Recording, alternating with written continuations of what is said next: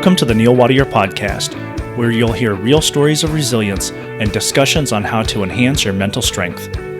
I am your resilience and mental performance coach, developing your skills to grow and thrive through stress and adversity and propelling your mental performance from good to great. Listen on your favorite podcast hosting service and please leave a rating and a review. Also, follow my content on Facebook, Instagram, TikTok, and LinkedIn, or visit neilwattier.com. Today I'm recording at the Bellevue University Military Veterans Service Center, and I'm joined by J.R. Richardson, the director of the MVSC. J.R., thanks a lot for coming on the podcast. I really appreciate it. Yeah, well, appreciate you coming here again. You bet. Do the listeners a favor and just give a brief explanation of the Military Veterans Service Center, what you provide, and why people should care. Why are you here? Okay, well, we self-proclaimed the Military Veterans Service Center as the largest veteran center on any college campus in the U.S. We get that from information that we gathered from other available sources on other college campuses, and this particular standalone facility is almost 6,000 square feet, and every square inch of the facility is dedicated to serving our veterans here. It's in a premier location on the Bellevue University campus. The campus as a whole has been declared a Purple Heart campus because of the value that Bellevue University as a institution puts in our military service members, folks such as yourself that have served in the Air Force and continue to serve. All of our branches, the university itself was started by a Marine, a gentleman by the name of Bill Brooks, who was a local service member, World War II veteran, who served in the Battle of Midway. Highly decorated, and came back to the community here and solved a need for our service members to have education opportunities. Because of the values put in the nonprofit institution, one of the missions, core values, is to truly serve our veterans, and as a way of saying thank you for their commitment, their service, and the value of the training and education that they receive as service members. The university started in 1966, and then way fast forward to where we're at now. In 2012, I was selected to create a veterans center on the campus itself to serve our students. And then in the design and the makeup of this center, we knew that in order to fully serve our students, we would want to bring other services that are available to veterans to the campus, making it very easy for our students to have access, but also to make it easy for our students to experience service themselves, helping other veterans. For example, if you look at the center as a miniature indoor mall, I have services wrapped all the way around the building itself, and it's wrapped around what is kind of a USO atmosphere. Large lounge, television, comfortable seating, soft seating, a computer cafe, so to speak, internet cafe where the students or our guests can get on. And because these organizations that are here, that we've invited here, serve our students, they also serve all the community veterans. So if a person comes through the Veteran Center and they walk through our doors, they literally can see anything from clinical counseling services that are available to them, to the National Organization of Guitars for Veterans, which is located right here at the center. Who I had on the podcast a few weeks ago. Oh, excellent, yes. Excellent. And they're certainly out there doing great things for a lot of our service members. We've had, with the Guitars for Veterans, we've had 6 graduation ceremonies right here in the building, and they've been one of our teaming partners for almost 4 years now. So we're very excited at the success and what they've done for our students. Many of those graduates have been students. Many more have been non-students. But it's that interaction of younger veterans with older veterans that really makes this work, because some of our students may be, like you and I were talking earlier, may be assisting a homeless Korean War veteran. Well, there's reasons people end up homeless. A lot of mental illness, bad choices, some things that lead up to one person being homeless. And what it does is allows our students to see how did they get there, what do I need to do differently so that this isn't me 15, 20 years down the road from now. And so this center, so just to paint the broad picture, this is not just about academics and getting veterans in the door, getting military members in the door to provide an education, which that's a great thing. In most universities, that's what you see is they have academic advising specific to veterans. They've got veteran affairs reps that talk about GI Bill and tuition assistance, those things. You reach far beyond the university, the typical university services. You've got, you already mentioned Guitars for Vets. I know you've had VA reps in here before. I've worked with them before. You've got disabled veteran representatives in here. You have a work study program where people can come in and actually not necessarily donate the time, but they work here and they work for you, where they can do their studies, but then they're also available to do work and then they get paid for their time. Correct. You've also reached out into other universities, other schools to partner with them or to fully take on, where some universities or some schools might drop out some of their services. You stepped in and picked those up. Talk about what was your evolution? I mean, because you're a big picture guy. I know you're one of those 5-6 year down the road. You've got big pictures of where you're going. Talk about stepping into what was that initial proposal like, and then how has it morphed and grown since then, even maybe beyond what you originally thought? I think the evolution piece was when I was challenged and looked at the job initially. One of the requirements that the university had in applying for it was to write a paper on what I thought the role of an institution is when it comes to serving veterans. And so I put a lot of time in looking at the GI Bill mostly, and the hundreds upon hundreds of millions of dollars that many institutions have received from veterans, military members going to college after their service. And the thing is that the success rate of the GI Bill and the usage rate was so low that it made me wonder what's going on, what is the disconnect? And I think the disconnect was that some institutions were looking beyond the individual and were actually building strategic marketing strategies, like you said earlier, to get the veteran in the door.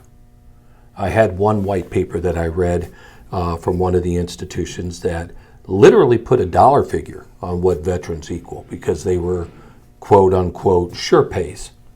And that means that they know that if they get them through the door and they enroll in our institution, we know that that's a bill that's going to get paid because it's coming in from their GI Bill, from their tuition assistance, from some source of some of their benefits that's going to be financially beneficial. Now, that's not to be nasty. It's not to be point one finger against the other. I know that the Obama administration really focused on that and came up with some rules of engagement, so to speak, that schools had to promise to operate by.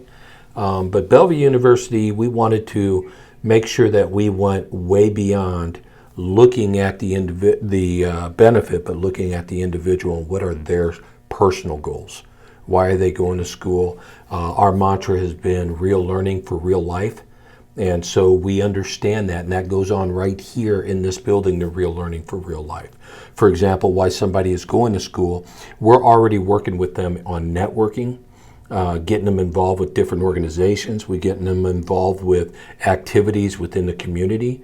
And that way they can see how their education is going to apply to their next career. How do I use it? And even our education model where we use a cohort, you may as a student be going to school for the next 18 months with somebody that works in the banking industry.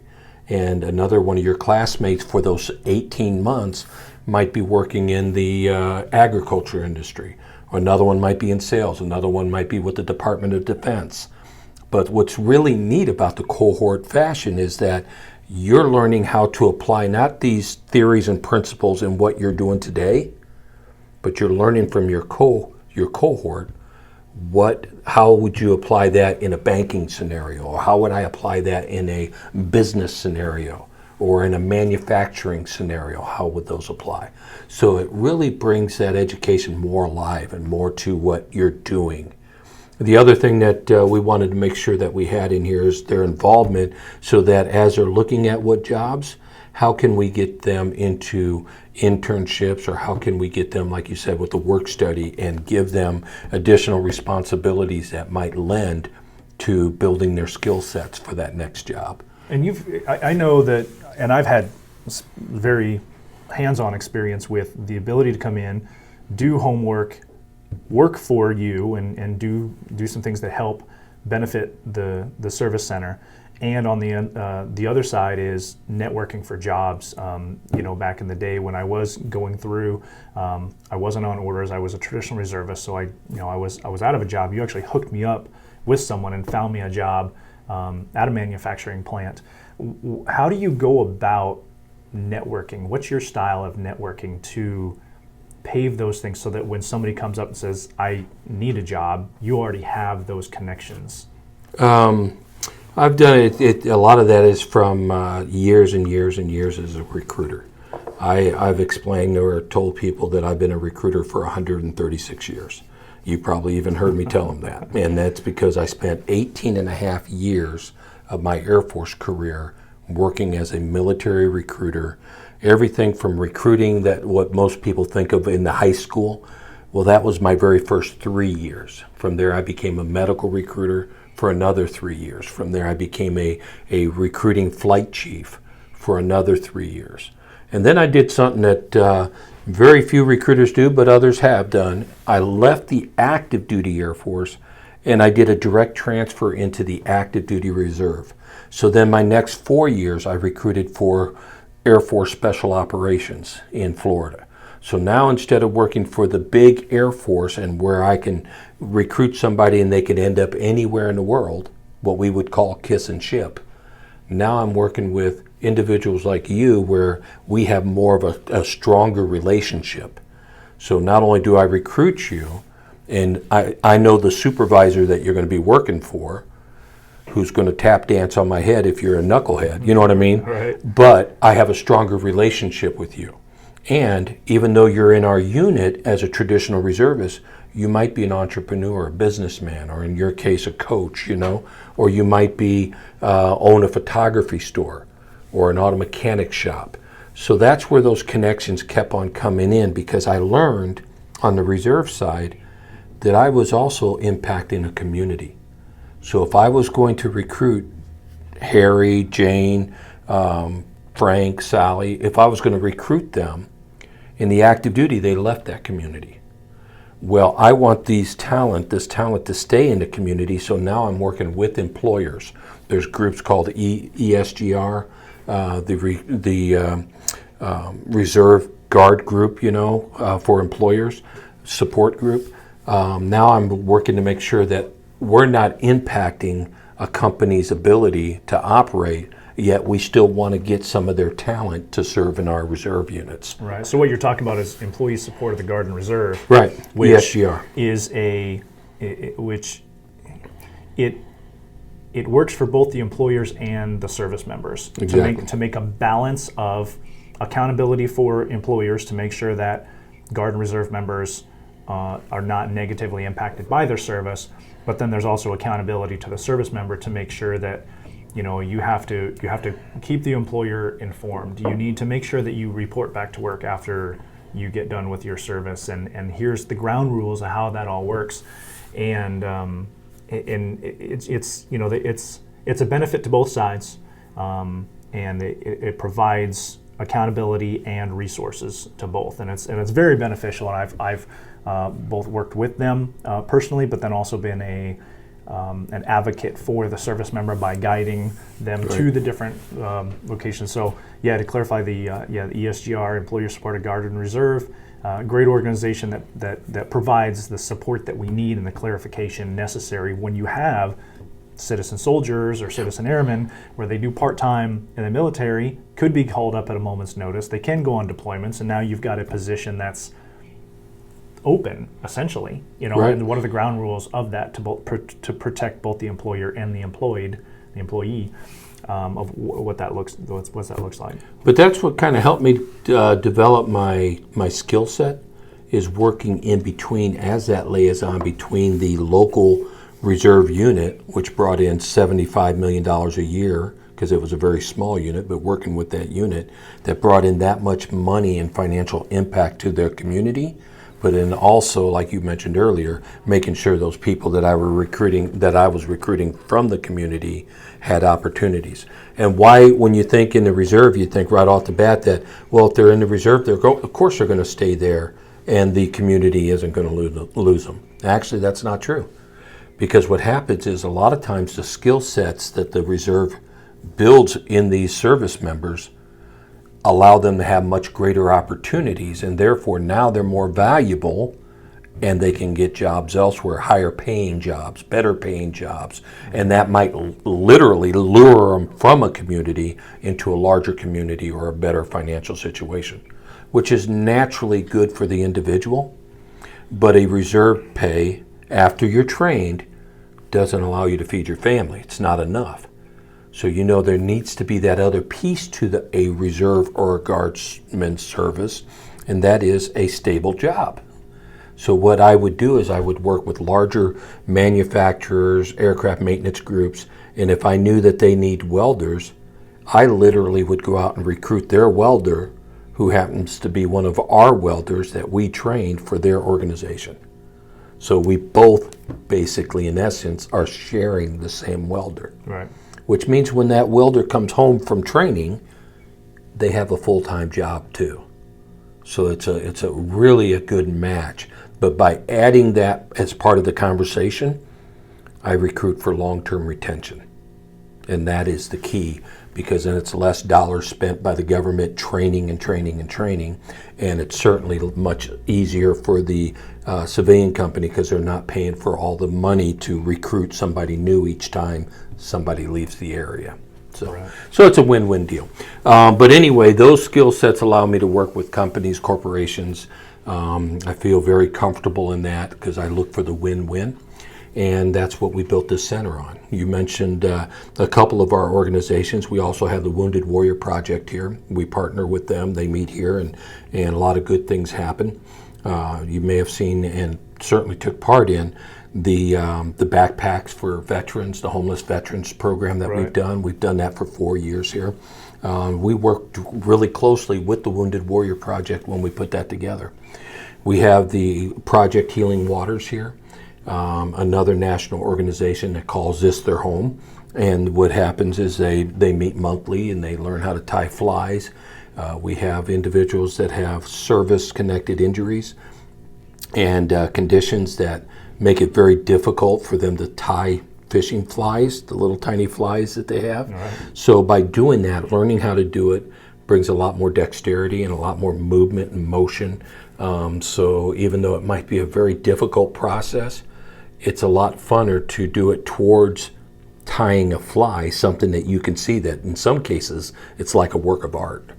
But it's a lot funner to do that versus going and doing the physical therapy. Right. You're still getting that same motion, and you taught me a lot of that, by the way, with the gyms and that, with the cross fitness, yep, which I never even knew about. You remember kind of educating me on that. Right. And now the military is using that because now that's more, they're training to the motions and movement and strength that they need to do their jobs, right, versus just training certain muscle groups that they might not need as much, which in the long term could actually hamper them doing their jobs.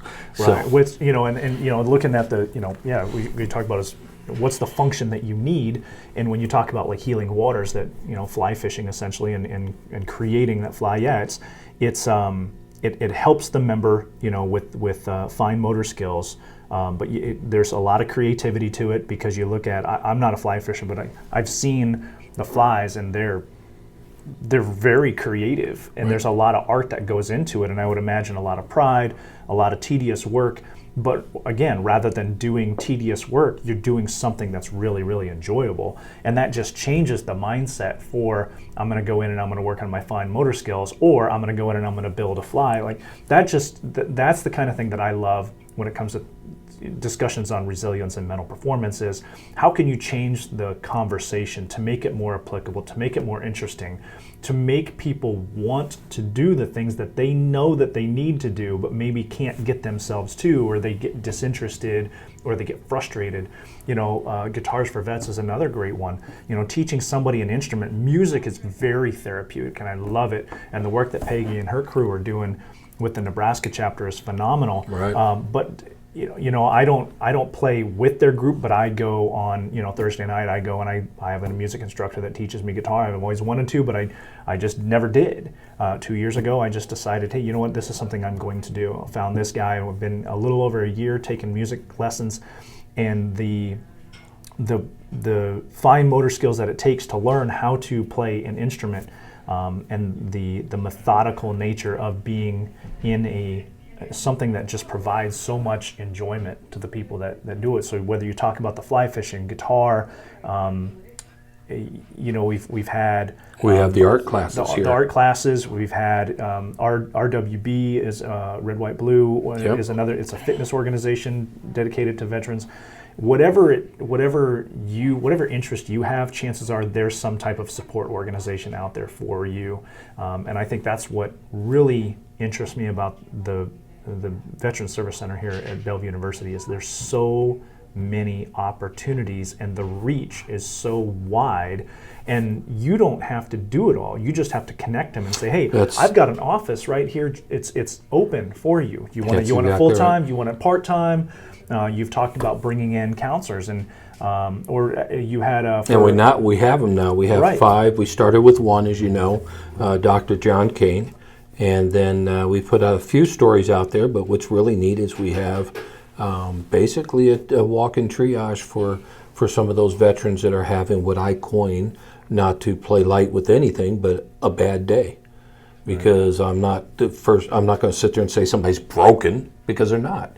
We all have, like you already know, stress is out there for everybody, but it's how we process that stress. And when one of our veterans are having a difficult time, we're very fortunate that we've taken the talent and expertise of one of our 30-year professors out here, Dr. John Kane, who he has a very strong resume in serving especially veterans that have been through trauma and TBI type situations. But now we have multiplied that to where we have 5 PhD clinical counselors that are working out here, so that we know that every time that somebody comes out here, we either have somebody specifically right here in the office at that time, or we have somebody that's on call to be able to come and respond right at that time. That's phenomenal. So that's, and we have used that on, it's not that I keep count, it's that you don't forget. Mm-hmm. And we've used it on 8 occasions where we were very, very blessed to be able to diffuse and help and assist and unwind, if you will, a situation 8 times so that it didn't exacerbate or get further along. Now that doesn't make us doctors, but we do train on a regular basis our staff here for mental health first aid. Of course, HIPAA and FERPA and other training are common for us as well. But we don't want to not be prepared in case somebody does come in and need assistance. Right. And veterans have always been very pulled and driven both ways to and from other veterans. And we've seen that a lot where, we're starting to break down barriers now, but before it was, I only really connect with other veterans, and that's why centers like this are so good, because it helps break down those barriers. It helps get people in the door, start the conversation. I can't tell you how many times, I'm a motorcycle rider, and a lot of times when I ride, I like to wear my old combat boots. Because when you get to a motorcycle rally, or you get to, because motorcycles attract other motorcycles, whether it's a set time or it just kind of happens, at a restaurant or a bar or a park or whatever it is, But motorcycles attract motorcycles, and I can't tell you how many times I was approached by somebody where they walked up and didn't say anything else. There was no need. They just walked up and say, "Where did you serve?" Because they saw the combat boots and they knew that there was a story. They knew I was a veteran. They knew there was a story behind it, and they didn't care. They didn't ask me what service. They didn't ask me my job. I mean, all that stuff came out, but really it came down to veteran to veteran. Where did you serve and what did you do? And what do we have in common?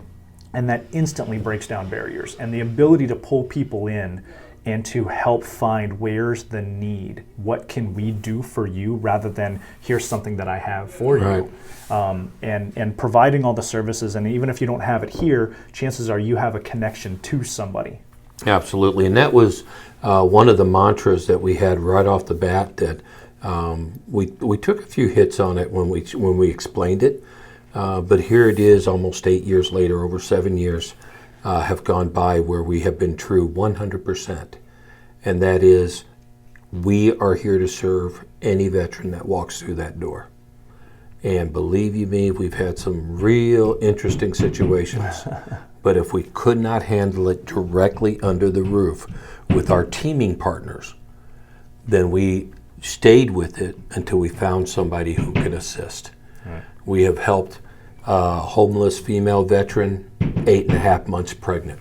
Wow. We have helped Korean War veterans homeless. We have helped homeless mothers with 2 children, literally living in their car. And sometimes it breaks your heart because the children even had their pet hamster with them. And the mom, who was just, when you talk about resilience, wow, what a phenomenal hero. She just was absolutely incredible because she never asked for anything. We were cognizant enough to be vigilant and see that she was in a bad situation. So we offered.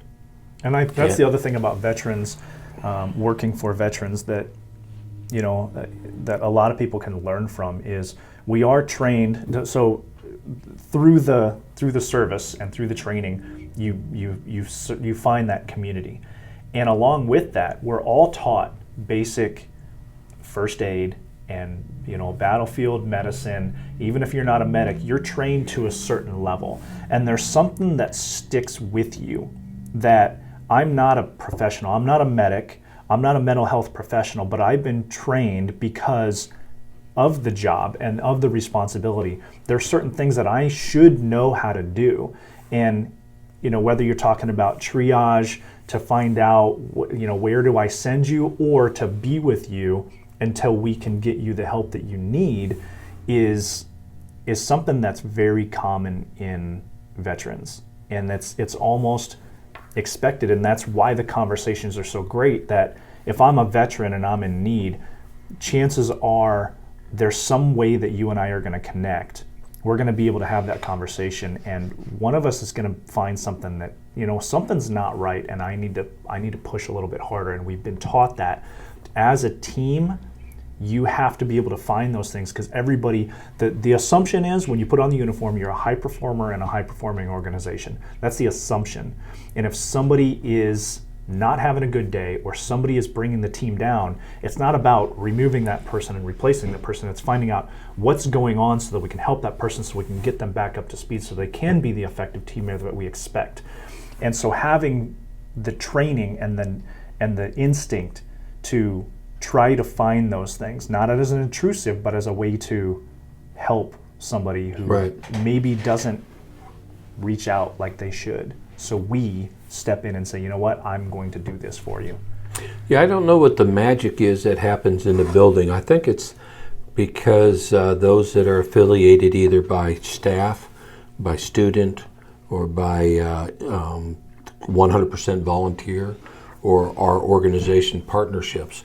But I think if I had to really coin it down and not to be vulgar, our give a damn ain't broken. Right. And so you are aware of what kind of questions, when somebody walks through our door, we're happy to see them and they get welcomed to the very best of our ability. I don't want to put such a smiley face on it that they think they're going to get a big hug and a kiss. No. But we are here and we are glad to see them. We're glad to share their stories.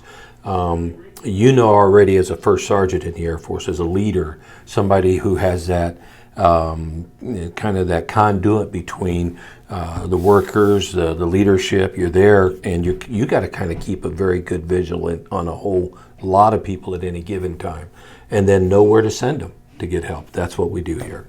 Whether we send them across the road to the VA, whether we send them right through that wall right there, through our VA office that's here in the building, whether we send them one office down from there to the DAV, they're there to help them file claims or understand their benefits a little better.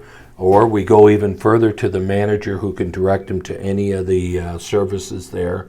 Across the way we have our clinical counseling. We have the Guitars for Veterans, as you mentioned. Somewhere in that group, we're going to have somebody who's going to know somebody to help them out, and we're going to stick with them to make sure they get there. But it's been a challenge. It's been a blessing to have the leadership at Bellevue University, because I truly cannot tell you how many people, you mentioned it earlier, where I've reached out to other colleges, and many of those colleges would like to do something very similar. A lot of colleges don't have that risk tolerance, but there really isn't. It's a perceived risk, but it isn't a risk, because you're going to have older people, grandmas and grandpas, visiting their children on campus anyway. That's no different than us serving them. And so it's not uncommon to come in the building in the morning and see a young lady that might be 70 years old, like I say, that's having a cup of coffee and working on some needlepoint, or somebody who's reading a paper, enjoying, or somebody coming through the door in a wheelchair or in a walker, where you have to be a little vigilant, make sure there's nothing in their pathway, no different than any other guest in your home. We have a pretty good staff that stays aware of those things.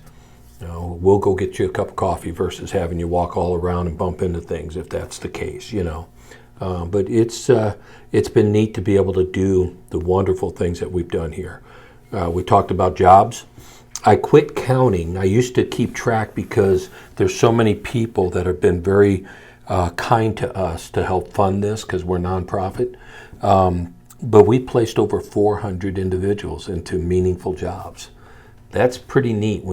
Probably the most exciting thing for me being associated with the center is being able to help somebody find a meaningful job. That's pretty cool.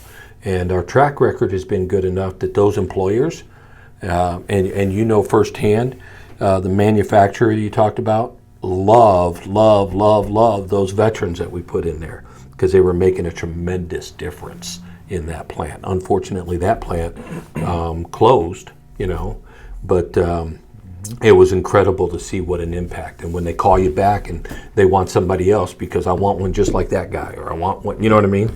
That's pretty neat. So, and we work with them. We don't get paid for that. So I don't have to worry about trying to get a bonus check. So I want them to take this person. No, we'll work with them. So if it's really not a good fit, we're not going to try to make it a good fit. You know what I mean?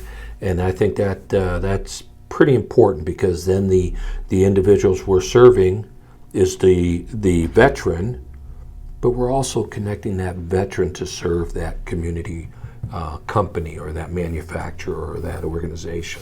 So again, it's that win-win type combination. So it's pretty neat. I know you are a very forward-thinking person. What's on your mind? Where are you going from this point forward? What kind of things are you looking to stabilize, improve, create, partnerships? What are you doing over the next couple of years?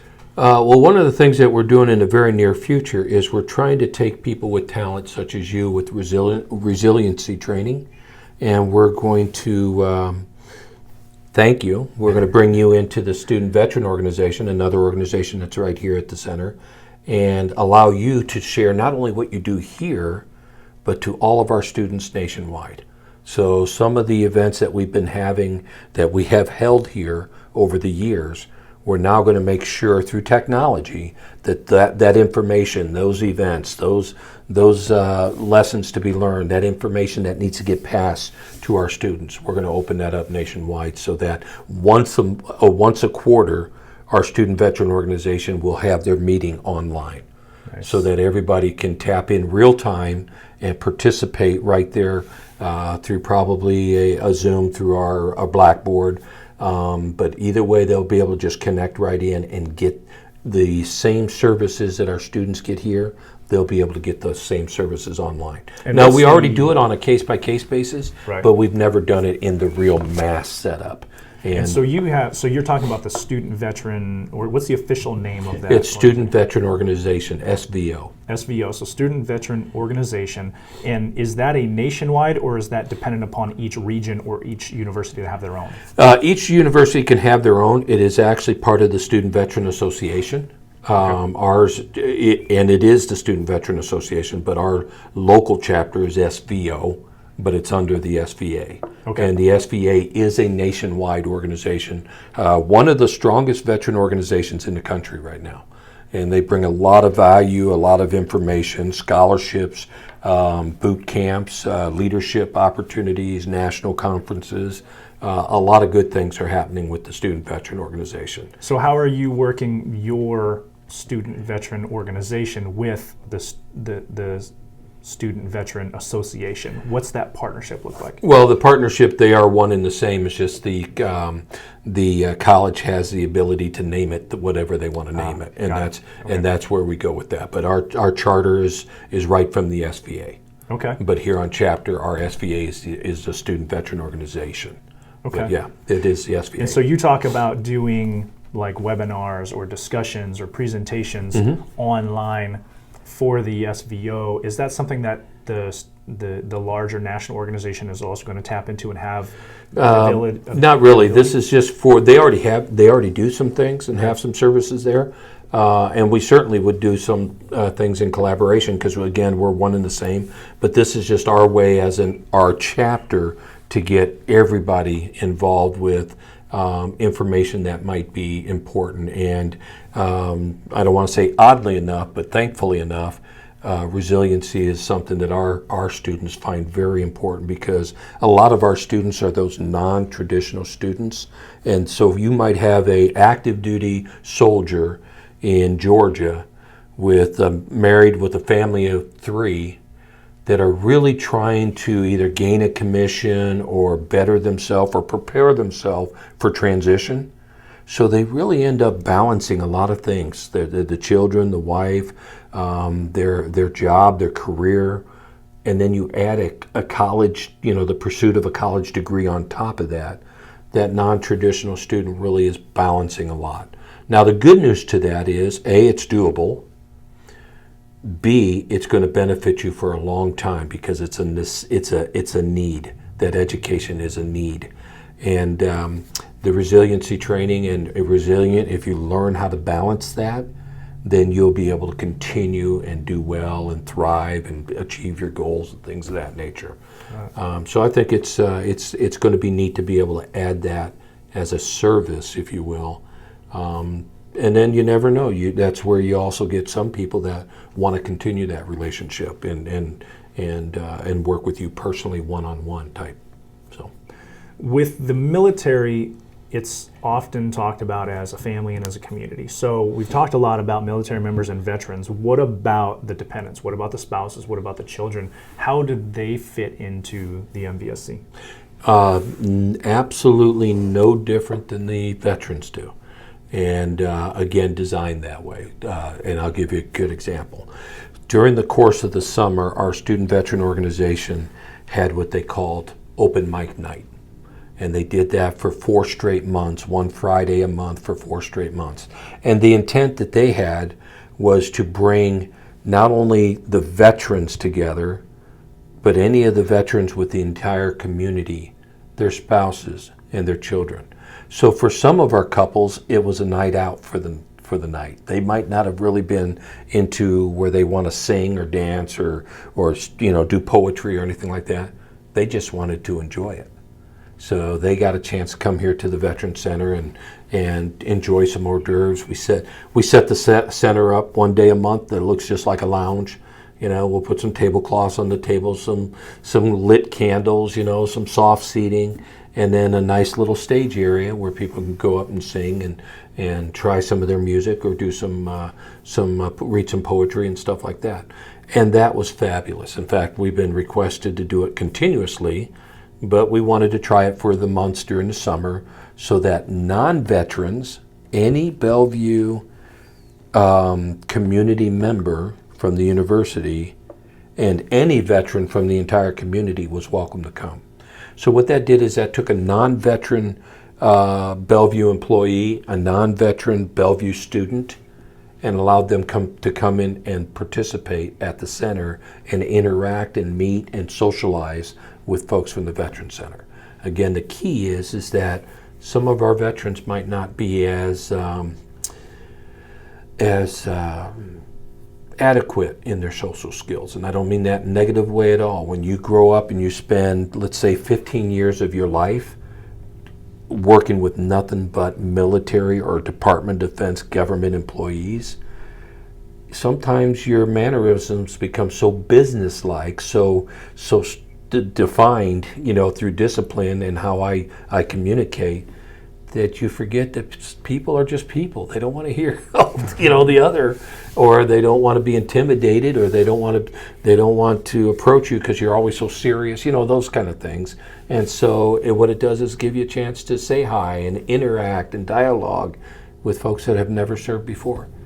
And what it also does is lets the person that's never served before know a little bit more about a veteran.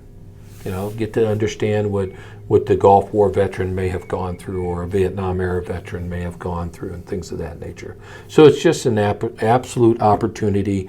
A lot of people call them safe places. I don't know about safe, but I do absolutely feel that this building, this center, our leadership here at the university, it's definitely a place of trust.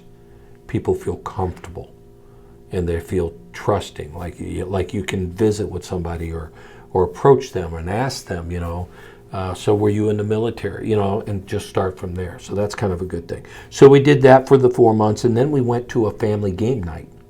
And then again, that's where you bring in the children and the wives and the husbands, non-military, to be with their spouses. And it was just, this whole building was filled with laughter, with kids running around.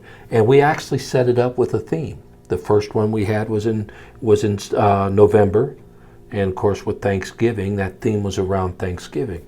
So we had turkey and all the dressing and everything just like you'd have with relatives coming over, only the relatives were 45 thick, and they come over, and then we had it just like it was leftovers. And what do you do after Thanksgiving dinner? Sometimes you'll have some leftovers, maybe play some cards. Maybe play that once a year you get together to play Monopoly, That's what we did here. Right. And we had every table out there.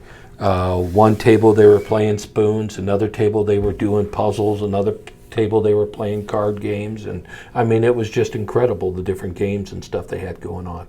But the laughter and the fun and the communication, it was just incredible. So we did that family game night through the entire holiday season. So Christmas was another repeat of that, but with the Christmas theme. And then in January we did our third one, and that was just, again, very enjoyable. So the thing is that we try to bring that family in. Of course, we have art classes here all the time. And I touched base on that because you asked about the family. I had one soldier in here that sat with his daughter and would come in on the Wednesday night art classes. And that literally was his father-daughter time. And that was neat because here's a soldier in a very friendly environment. He doesn't have to worry about his daughter hanging out with some folks that maybe he wouldn't want that or whatever. And with other veterans at the tables and the art, and my daughter would come out as well. They would do art together and visit and learn and share their art. And again, it's just very comfortable environment. That's awesome. I love it. It's art therapy without calling it art therapy. Right. Because we don't have a doctor involved, but we do have an actual professor that teaches art and teaches different forms of art. And the reason we do that is just like music being very therapeutic, that art can be very therapeutic as well. You and I worked together on the Project 22 and that, and some other endeavors that you've been instrumental in leadership on. And there's a lot of different ways that we've learned that our veterans can reach out and kind of get their emotions out, or work anxieties out, or take that energy and turn it into something beautiful, or something that's expressive, or maybe a different way to show what's going on inside through my art. Yeah, that's interesting, because you never know what's the one thing that somebody's it's gonna reach that person. Mm-hmm. And we talk a lot about community. Well, community requires trust and trust and connection doesn't happen without vulnerability. And going right back around in a circle, vulnerability doesn't happen without trust. Right. And people have for people to open up, and that's why it's so interesting to talk about going to motorcycle rallies and having people come up to me just because they can see my combat boots, my worn combat boots. And it's a conversation starter, and it builds trust. It's instant trust, and then through connection, you start building more trust, and then through that trust, people are willing to be a little bit more vulnerable. And then again, building on that trust, they're willing to be a little bit more vulnerable. And it's just the building blocks of providing people an outlet, whatever that means to them, whether that be fly fishing, art, motorcycles, school, the pursuit of education, bringing the father-daughter time. Again, I've been there. What do I do? I've got limited time with my young children. What do I do? I used to go to sit at some bookstore just because I had 2 hours on a Wednesday. What do I do? Right. So you never really know how you're going to impact somebody. We just know that we can't expect people to come to us if we're not going to have something for them that continues to draw them in. And that's what really interested me in talking to you on the podcast about the MVSC, because I think that's what it is. It's that open door with a whole bunch of more doors on the inside of you never know what you're going to see, and you never know what kind of connection is going to be there. So it's almost interesting to come up here from time to time and talk to you, because I never really know. Every time I come in, there's something more interesting and exciting going on, either right now or something that you're planning for. And I really appreciate being invited in for the Student Veterans Organization to do talks, to do presentations, because I think when you talk about resilience and mental performance is important for everybody, and it means something different to everybody in different areas of their life, and you never know when you're going to make a connection with somebody. I've had a couple examples recently where I did either some town hall meetings or some presentations or just some short talks, and something about what I said or the way that I presented it, there might have been 30-40 people in the room, but that one person thought that I was talking to them. And I've had a couple people come up to me and say, hey, you know what, I was at that talk that you did 2 weeks ago, and the next day I made the call that I needed to make. And it's that's really powerful to impact people like that. Well, think about this, and this is why I think what you do is so important. And I think of this a lot, by the way, but that's because I'm married and I have 7 children and 2 grandchildren, and the father, the husband, and work out here as well. If we went back 30 years ago and looked at the regular normal day, working day, maybe 35 years ago, looked at that normal working day, when did it end and when did it start, and what happened in between when it ended and started? What I mean by that is we go to work, we check in, we punch in a clock, or we show up, and if we're on salary, they see that we're here, and we walk in our office and start our day. Today, we never leave work. I would challenge anybody listening to this podcast to think, other than when their eyes are closed and they're laying perpendicular to the ground sleeping, preferably above ground,